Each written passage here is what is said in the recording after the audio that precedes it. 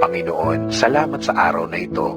Sa araw na ito na puno ng pagpapala, puno ng iyong presensya, puno ng iyong tulong, puno ng iyong suporta. Salamat din sa mga bagay na dumating na laman ng aking dasal, dahil ang pagpapala ninyong ito ay malawak at marami ang matutulungan, hindi lang ang aking sarili, kasama na ang aking mga mahal sa buhay.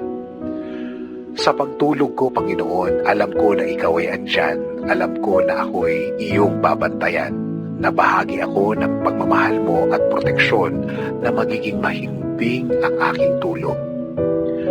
At alam ko, Lord, na magiging masarap at peaceful o tahimik ang aking pagtulog, at alam ko din, Panginoon, na ito'y isa sa blessings na ibinibigay mo sa akin every night. Sa aking pagtulog, Panginoon, ibinibigay ko ang lahat ng aking problema sa iyo, Lord.